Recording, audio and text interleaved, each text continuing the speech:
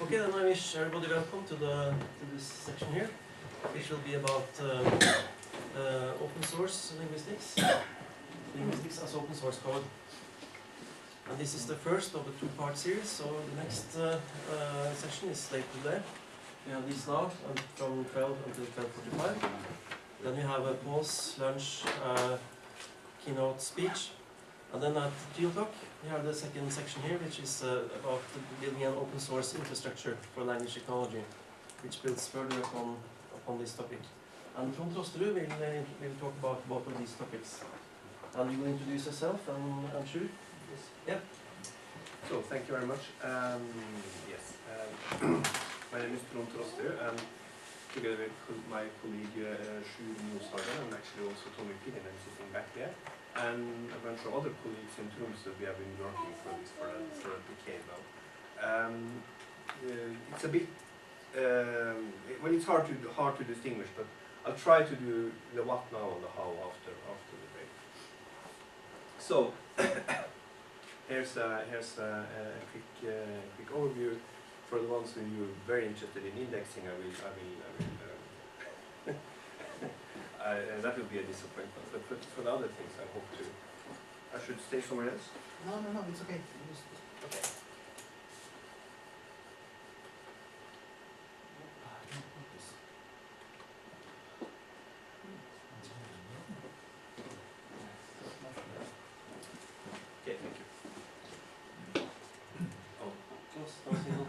Yeah, it was it will come back eventually. There it is. So,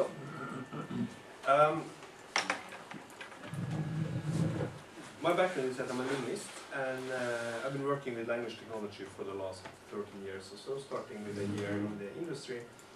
But this is my approach to it also. And the new thing about linguistics at universities is that we are working more and more in teams of different people. So we have linguists there, we have philologists, I mean people knowing the languages we work about much better than the general linguist. My background is with general linguistics. And we have programmers. Some of us linguists actually started with this a long time ago in the industry. Already during the days of the Cold War, where we were sort of enrolled in the forces supposed to deliver Russian to English machine translation. And I say here we failed. It's partly true, because some of us made closed systems for restricted domains, and they succeeded to a certain extent. It's like the speech-to-text systems. There are speech-to-text systems. In Norway, they are for X-ray diagnosis. So the physician can look at the picture of your lungs and read in the diagnosis, right? And it functions reasonably well with training. Especially the foreigners like it, because the machine is very good at the foreign accent. But then when they read the Christmas postcard home, then the Christmas postcard comes out as an X-ray diagnosis too. So this is really not for general use, and these systems were also not for general use. So a bit about the landscape. Me as a linguist, I'm really, well, weird would be hard, but an outlier in language technology, because most people doing language technology actually are not linguists at all. There's even a snappy catchphrase saying that every time I fire a linguist, my system improves. So I'm one of those, and my colleagues within the linguistics department, they mostly do other things.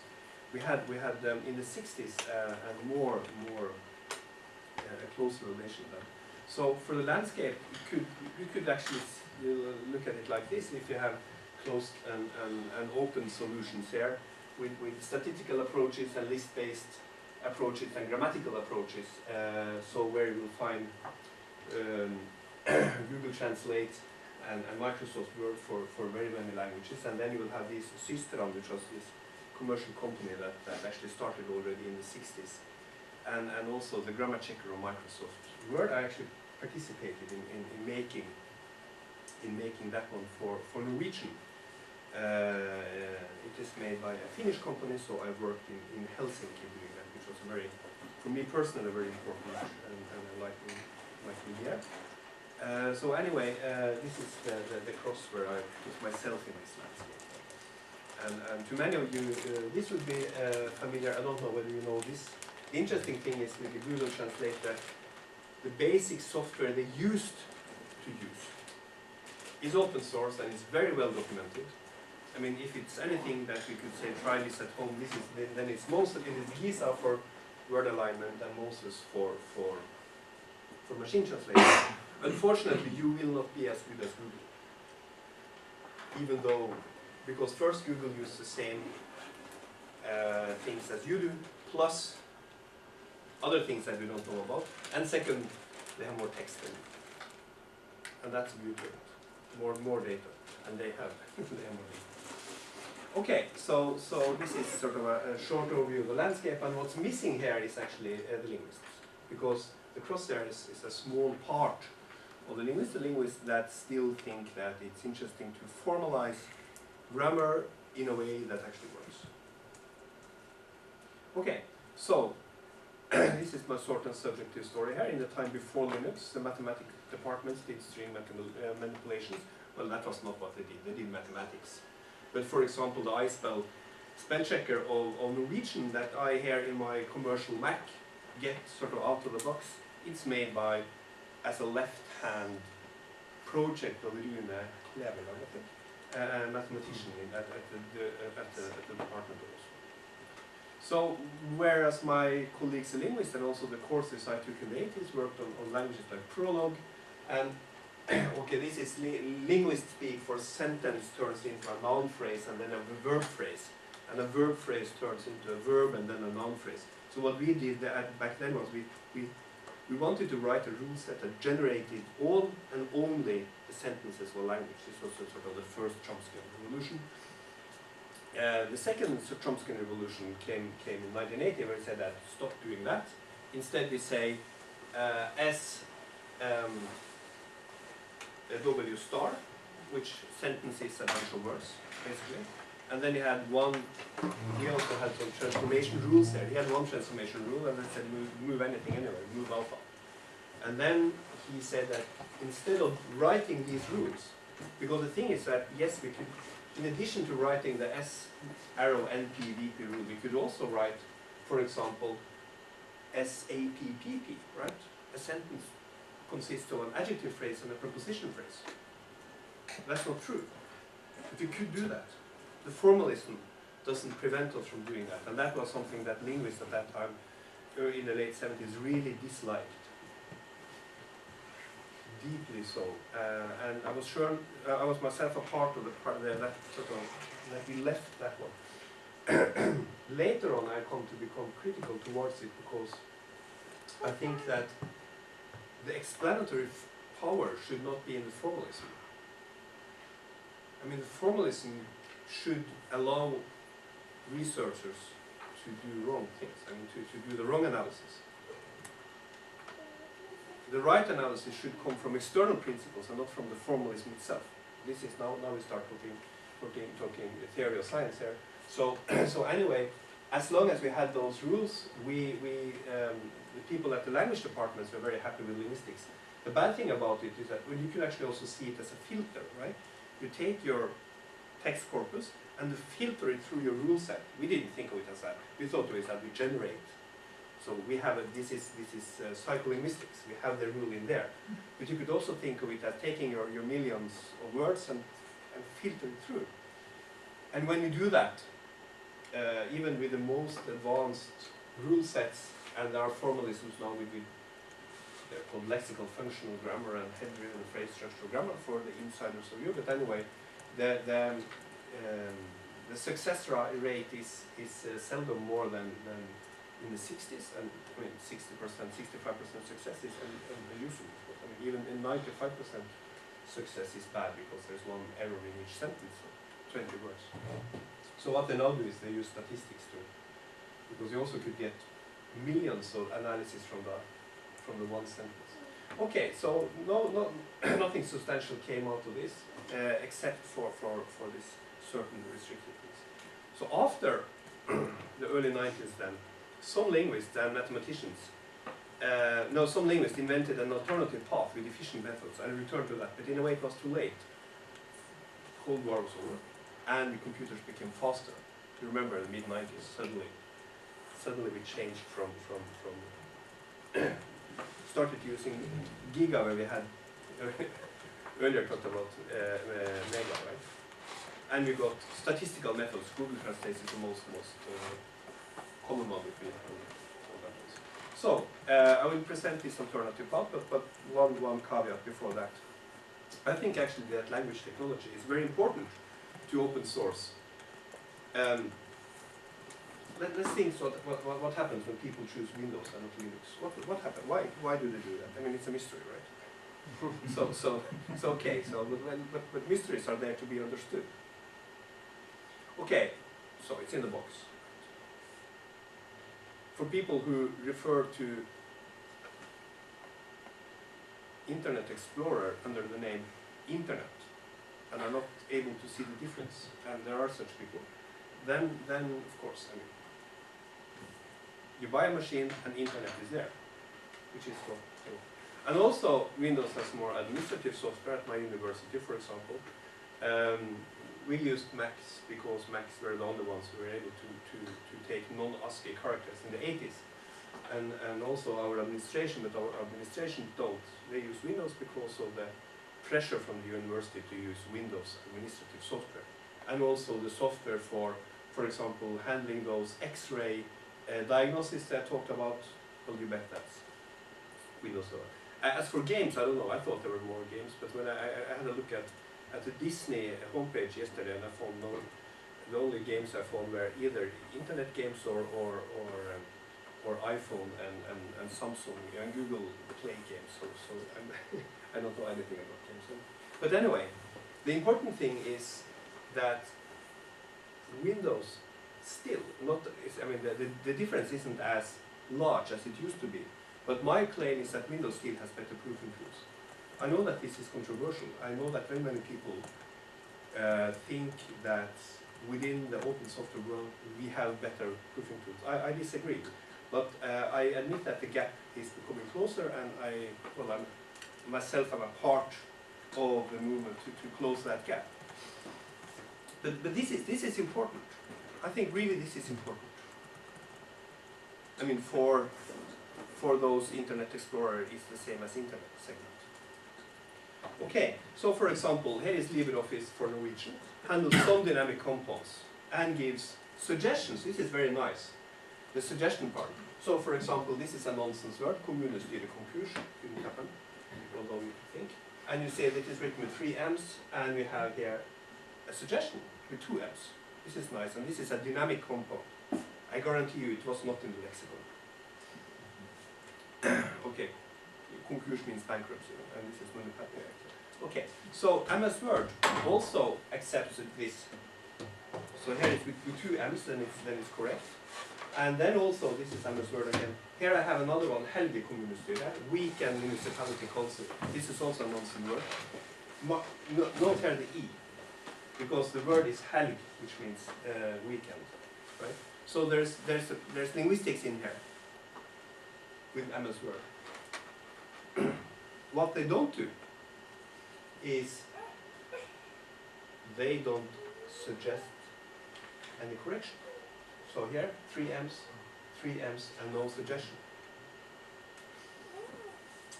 In my opinion, this is actually bad, because this is better. You have a very long word, and this is a North European Sprachbund. I mean, all languages north of the Alps have this feature, and west of Russia.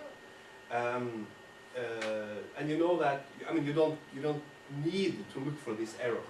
You know that this is correct, and there is some error in there somewhere. So you're lucky. So you're glad.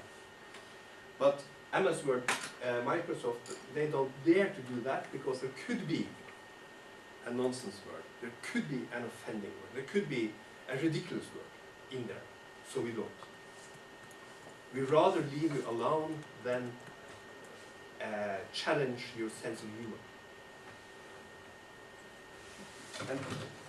Yes. So they could do it, but they don't. And this is, of course, at the core of closed software, because that means that if you disagree, then you're lost. I mean, you're out. You cannot do anything with it.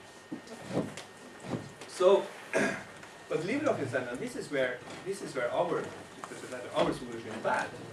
It's not so. We have Helge kommunestyre. Well, one thing, of course, is it's a very creative list of suggestions. So I mean, no Levenstein distance there for you to know that. But the point is that it's not able with the 3 M's here or the 2 M's for that. It's not able to give any suggestions, and which is worse. When with 2 M's, so now it's correct. Because this is so advanced linguistics, we have put an E here with the one-syllabic consonant final nouns. When they occur in compounds, not all of them, but many of them, they should have an E here.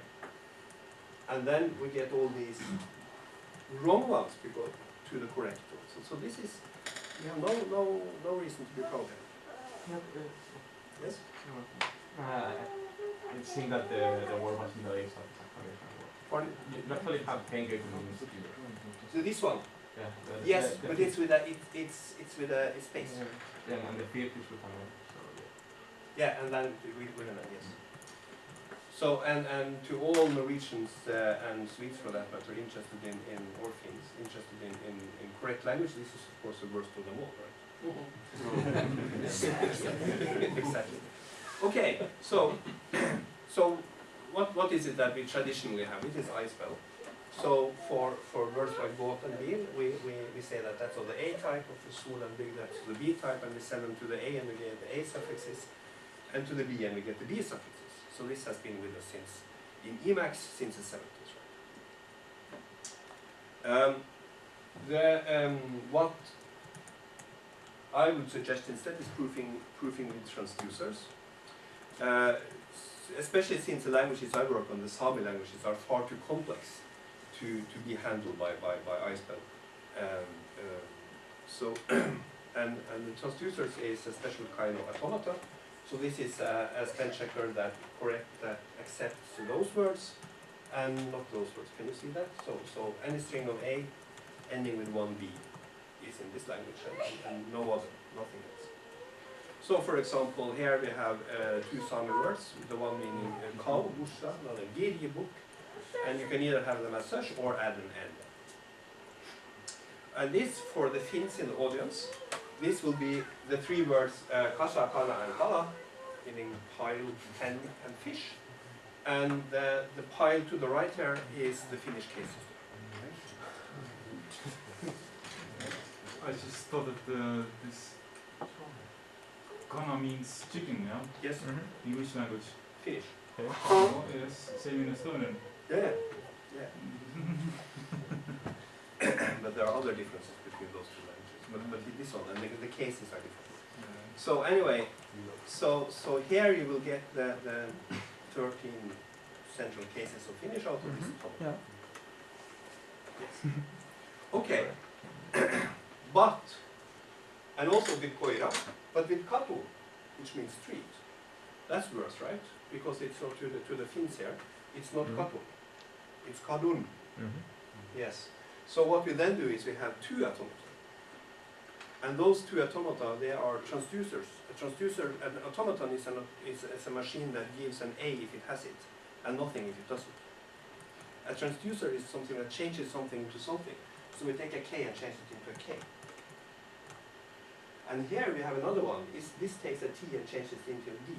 This is what we want. We want kadu kadu. And it does this because we have this here. We're saying that koira, which means dogs, is koira noun plural nominative, which is what linguists like. That's why and then, but this funny thing here, this is a quasi-suffix, a mark, saying that now we want T's to change into D. And here we have another automaton which changes T's to D when there is this one in the path. And not elsewhere. So what we then can do is we say that when we link these 2 together, we get kato, weak grade T, and we fuses that with that one, and we get kadut, streets, which is what we want. So, back to Sami, sorry for going from Sami to Finnish here.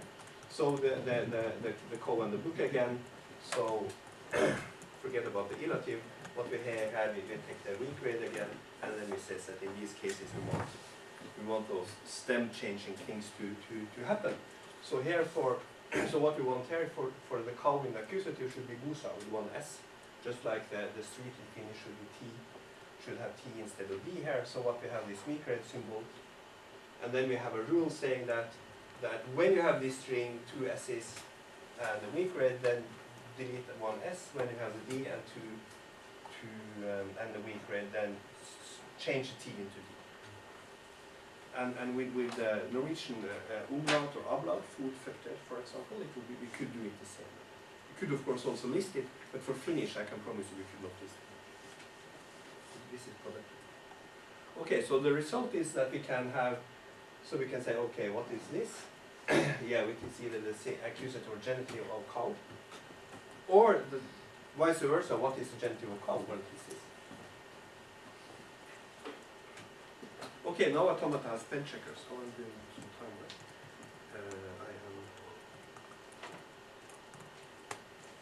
Yeah. Okay. So I made as I will talk about after the lunch, what we have set up an infrastructure where you can take your language, plug it in, and then you can get these tools, and you could also get them as spell checkers. What we then do is that we take we only take that part. We are not interested in the analysis per se, but we are interested whether there is analysis at all. So, for example, for Faroese, we could say, here is the text in Faroese.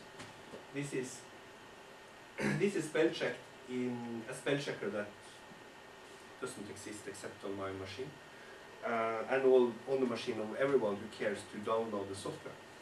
So you can see that Nidan theory here is wrong, but that's not because it's wrong. That's because it's my analyzer is wrong. And in my analyzer here somewhere, here, yeah. So I have utan theory, but not Nidan theory. So what I now can do, I can add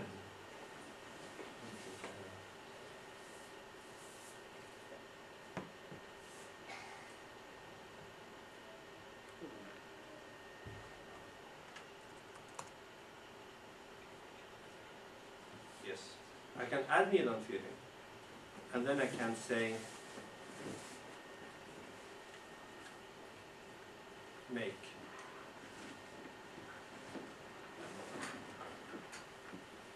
and then sudo make install eventually, and then I will have a new spell checker with it. And in addition to having this new spell checker, I also have software that makes it possible for me to do that factor.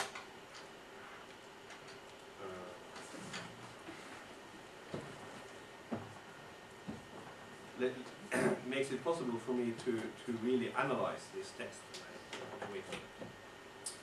Okay, we'll let that one, while that one works, we'll think about grammar checking. So what we now do is that we know very many things that we wouldn't need to know for spell checking. We know, for example, so this is a sentence in Norwegian, vi ville kaste stein, and these are all the possible analysis of those.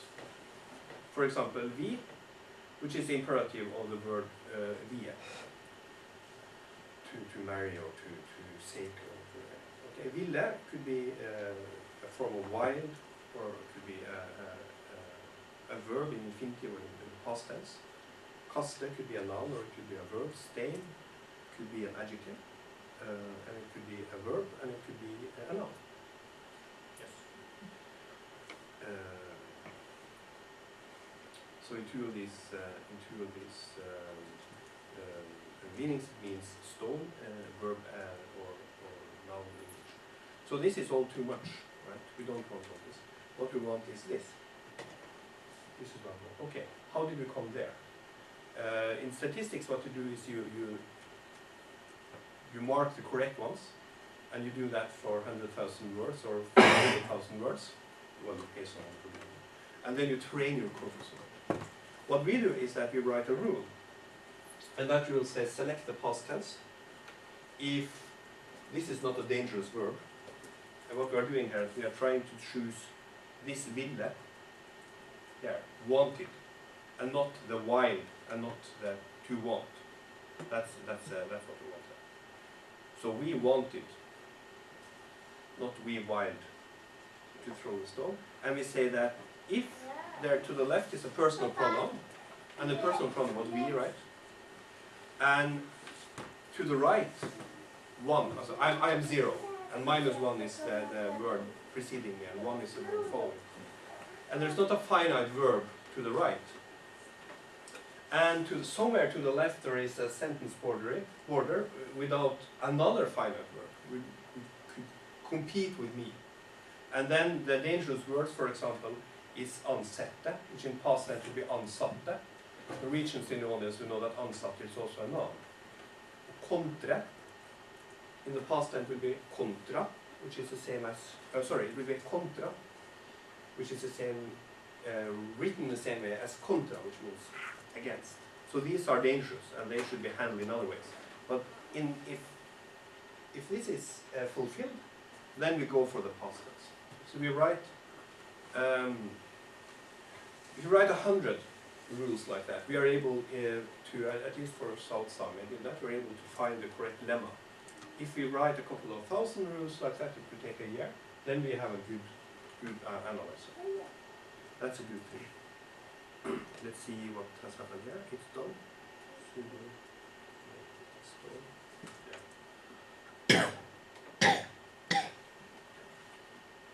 Okay, so let's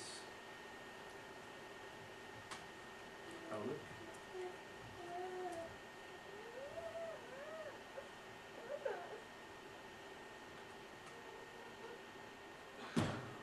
So, I have a new spreadsheet.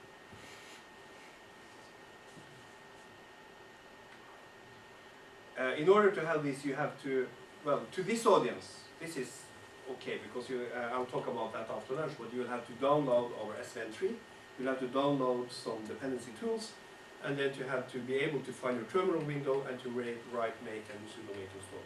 Then you can do this. That's of course for the general audience out of the question. So we are working on making it portable and plug-in and stuff, but I mean this is how it is at the moment. This means that for any language you care to think about on this planet, you could do this with this actually quite advanced technology. And the other good thing about it is you will actually find linguists being able to join in because the linguists, they would be interested in this part. So to them the spell checker would be, okay, nice.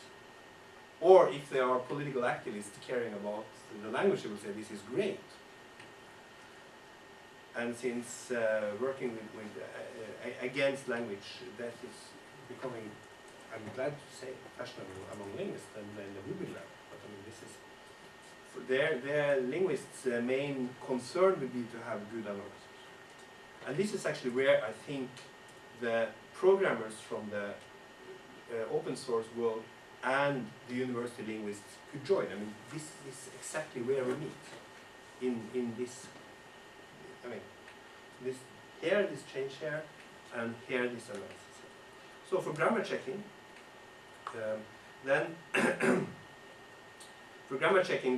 this is a commercial Swedish grammar checking from Microsoft Word. When I worked at Linksoft, we did this one for Norwegian Bokmål as well. This is actually quite good. For example, infinitive at word, they're also good at word order in embedded sentences. And the technology behind this is exactly this technology here. So what we will say here, that add the tag error to en if you are able to identify a noun phrase where you have a utrum word and not a neutral word. And you think that since your language is Swedish, you don't do that mistake, but you do. because here you had wait a minute. Here you had a uter noun, but then you changed it, but you forgot to change that one, and the error is affected.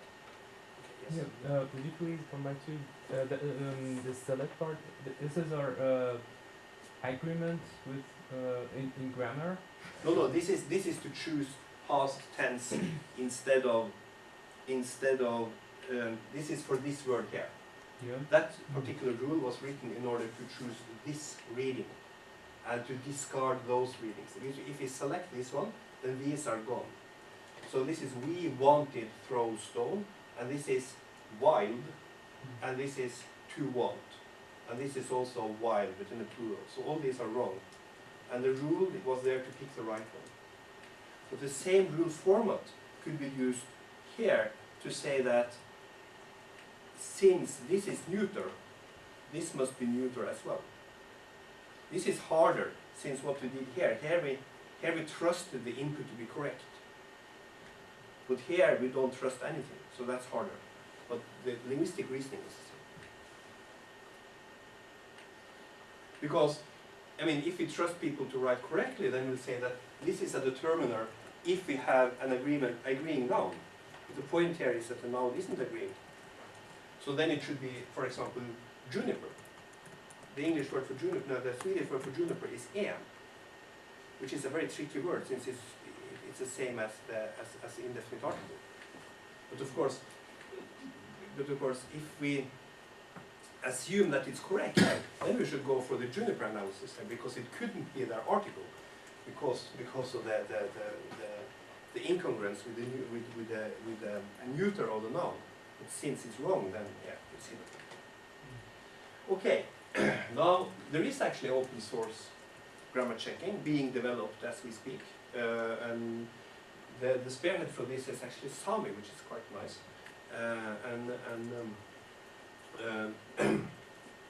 this is alpha quality. So it says that mismatch negative and verb, and there is no negative here. So we are still working on this, and you can see that it's working in Spain. But anyway, the thing is that we are now able for LibreOffice to use this the same type of rule sets for doing this. And this actually happens at the same. This type of technology here for Microsoft Word is being used for Swedish, Finnish, Norwegian, and Danish, as far as I know. And Microsoft is now they are about to insource what they do with language technology. Earlier they let that out to certain companies. So for example, I work with Sami. So when we get money from the Sami parliament and from the politicians from the Norwegian government to make spell checkers, and what they care about is then Windows and Microsoft. So then we say, okay, we'll do that, but we'll do it open as well. So that is sort of we had sort of two things that we insisted upon. First, that we should do it not only spell checkers, but also make a linguistic fundament for doing other things. For example, machine translation, or for example, linguistic analysis. So other thing we insisted that we should do it. Yes, we should do it. We should do it for Microsoft, but we should also do it open source. So we run the dual licensing. For everything we do, we also do dictionaries, for example, and then we do. So, for example, we say everyone can take our dictionaries, either with a GPL license or with a Creative Commons license. So if someone wants to sell our dictionaries, for example, integrate them with Windows programs and sell them to the Sami schools, we rather want to do linguistics than to sell our dictionaries, because the money we get on it is less than what it costs us to sell them anyway. But if a company can make that profit, that's fine. So, but still, we want this software to be part of GPL project. It will not then be GPL part of it in a way so that it sort of forces other ones to be open. Is what Steve Ballmer called cancer. GPL is cancer. in Microsoft. So we since for Sami there is one center for language technology and has to be, then we cannot afford to say that, okay, if anyone wants to do it commercially, then please do, we do it open. There is one center and we do both. Okay.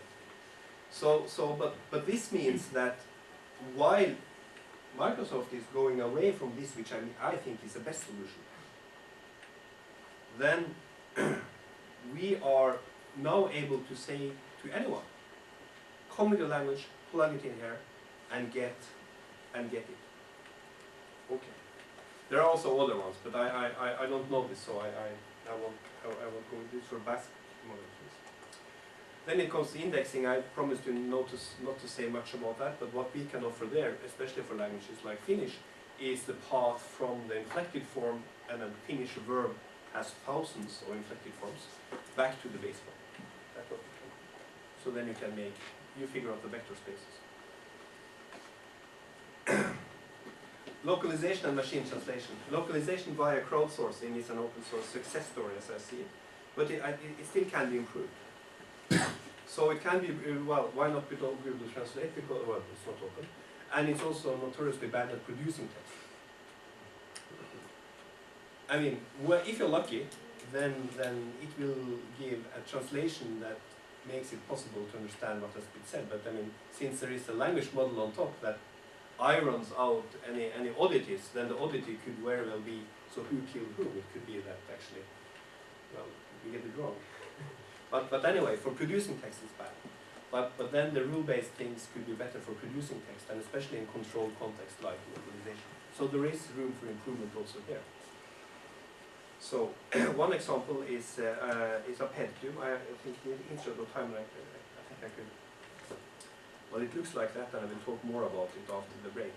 So this is actually open source machine translation system, which I really can recommend, and I will talk more about it after the break. Well, this is how it looks like. The thing we do here is actually is what laypersons think machine translation is about.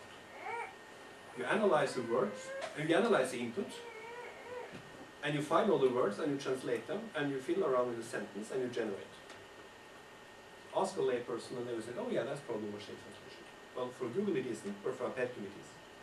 The good thing seen from my point of view as a university linguist is that both analysis and generation these is things I'm interested in. For example, I'm interested in testing my grammar or language, and I can do it here. I'm interested in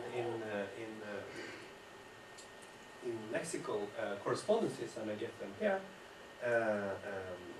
And for the lexical generation, I can use that for ICOL, for computer assisted language learning, which is becoming more and more popular in university.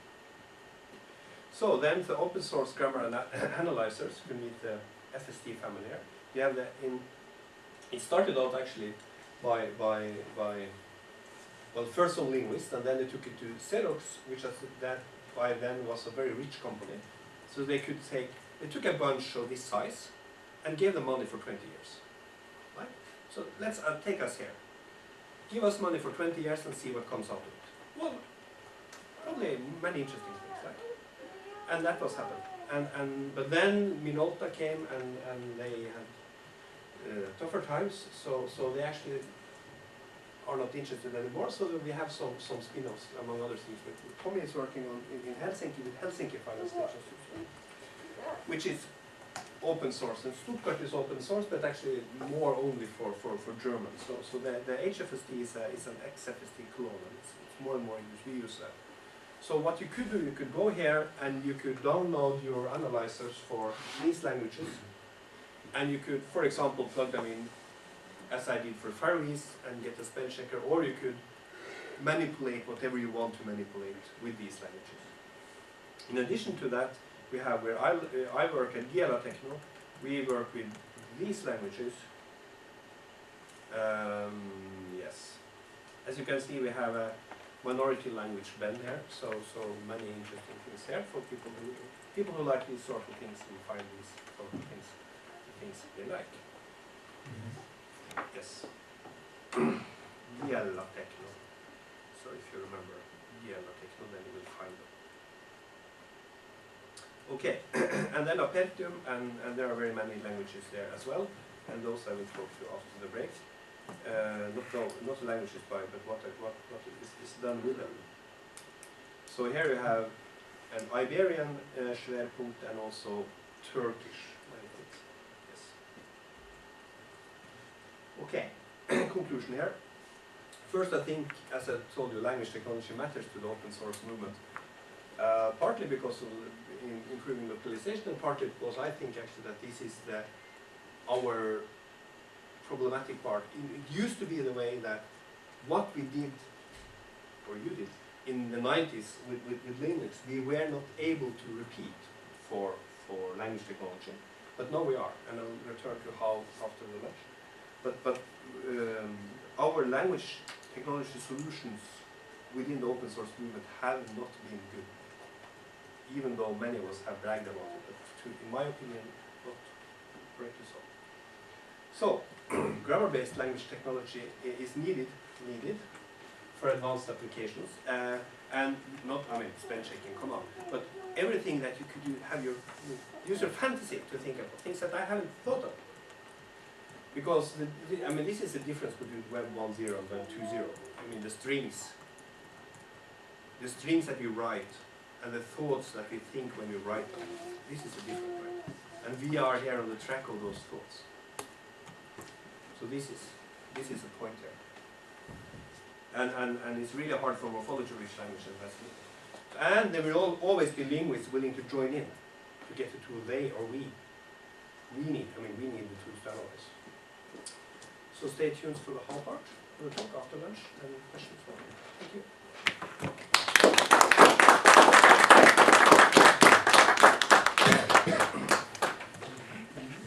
Yes?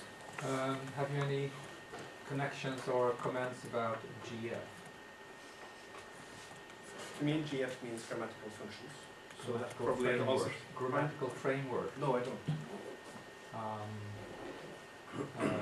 There is something called, there's nothing here from, nobody here, unfortunately I think from the CLT, Center for Language Technology in Gothenburg. Oh yeah, oh sorry, I am, yes, yeah, oh yeah. You mean, that is the Haskell and Arne Ranta and those? Yes. Yeah, of course, yes, sorry.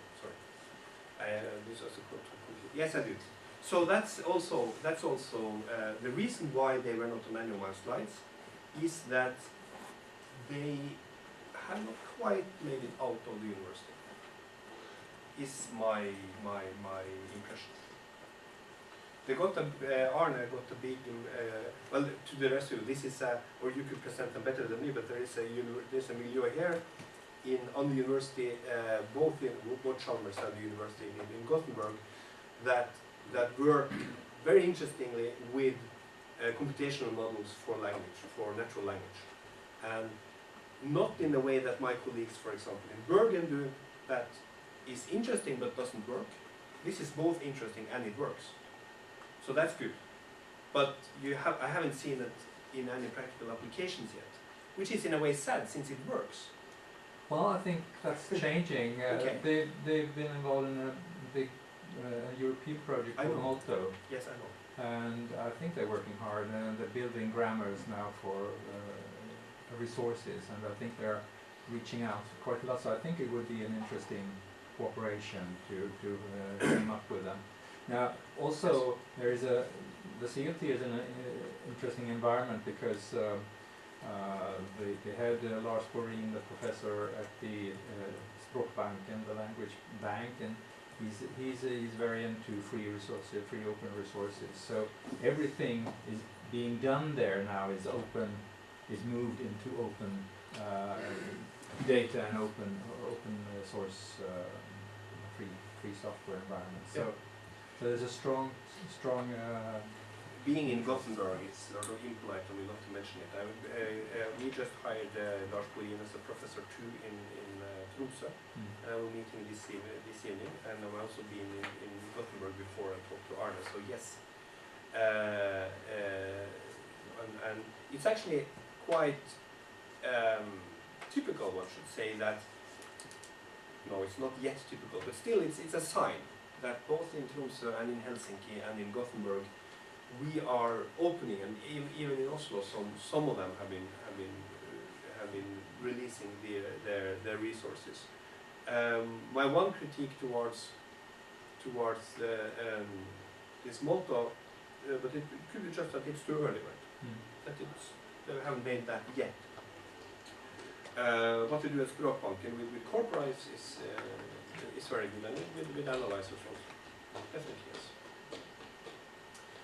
So and this also actually this is what I mean by academics wanting to join in, because if people here are more into programming and more into what we can do, or interesting thing around it, then this milieu here in Gothenburg or in Helsinki, for that matter, will be something to tap into. Yeah. Definitely. Yeah. Other. Yes. I was out for the question and answer so far, but do you know if anyone has tried building these kinds of systems for ancient languages? Yes. So for all this HFST, XFST, one central person to start this was Kimmo Koskiniemi, who wrote his dissertation in '83 and with an analysis of Finnish. So, and the second language he did was Akkadian. Was Akkadian. Akkadian? Yeah, Akkadian. And the reason for that was that Akkadian, both they had good scholars for it in Helsinki, and the corpus was sort of manageable, right? So there was an abstract system there. And as far as I understand, the morphological structure of Akkadian reminds you of Arabic. So in his dissertation, he showed that a suffixal language like Finnish, which is still more complicated than Turkish because of those stem alternations, he managed them, so then ticked off that one.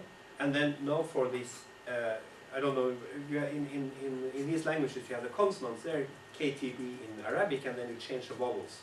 This is the way you inflect. You can also have prefixes and suffixes. So this was he showed that, okay, we can do that too. There must be something for Latin, although I don't remember.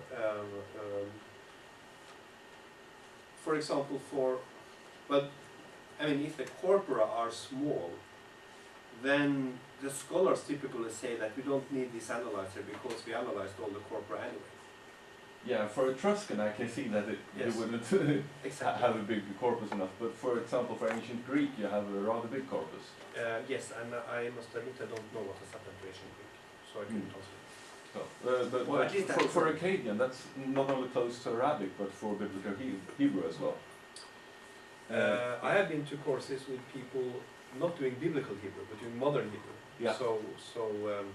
And probably, I mean, Modern Hebrew is built on top of Yeah, Biblical exactly. Hebrew. It's a resurrected language, so yes, there has to be similarities. yes. What about pictographic languages like Chinese? Well, that's a totally different thing, right? The main challenge with Chinese is the pre-processing. Where is the sentence boundary? Where is the boundary between the concepts, so to speak? So since we are good at morphology here, we have not been working with Chinese. So no, Japanese would be sort of the mixed thing, right? But also there. The subset, I think, isn't it? Yes. Yeah. No, but what Japanese has, the lexemes is with Chinese characters, and then the suffixes are with, is it hiragana for the suffixes and katakana for the loanwords? I think Yes. Yes. Mhm. Yes. So that's, I mean, and the Japanese are good language technology, so they can manage without the things. There is a GF grammar for Chinese Okay. now, Yeah. released quite recently. Okay. So they're working with it, and there is a very early version of a grammar for symbolics, if you know what that is. Okay. Invented language that is mainly used for support for communication for non-speaking people. Actually, my next question, fictional languages like Klingon or Tengwar. Actually, Klingon is in our infrastructure, isn't it? Yeah, it is, because it has very nice concatenative morphology, so it serves as a good example language on how to do things. So, for example, when we run courses in this software, there, I mean, if you have a lot of time in the course and if you have slow progression, then we do Esperanto. Because I mean, because it's you will learn it and there is no difficulty whatsoever. So if you're in a hurry and you want to teach very much at the same time, you go straight on something where you have complication, and with natural language you do. But I mean, Klingon and Esperanto are really made for this type of approach. Yes. So and with such languages you cannot do without. The constraint grammar that I showed you, this is -1 and +3. That's of course excellent for Lisp symbols and Chinese, because this is a grammar on symbols after you have decoded the morphology. So for Chinese, and you just skip the morphology and go right into the constraint grammar. Also for the Lisp symbols, if that's what you do. Also, are you familiar with the Moraine, the fictional language of Ian Banks in his culture books? Okay, we can talk about it later. It's a fascinating concept. About Klingon, doesn't Klingon have some invented irregularity? I have to turn to our native Klingon speaker.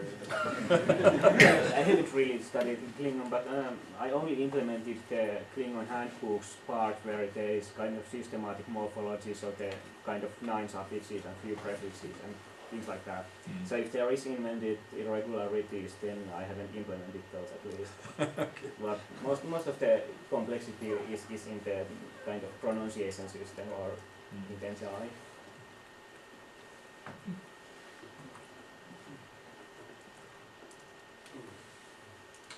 So I'm sorry. I hope I didn't offend any GFers locally here.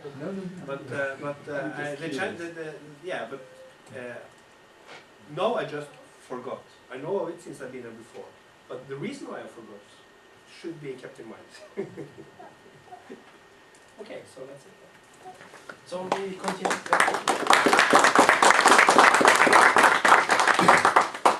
So we continue at 3 o'clock with the second part, the open infrastructure. Yes. So we have lunch now, and then there's the keynote speak, and then 3 o'clock.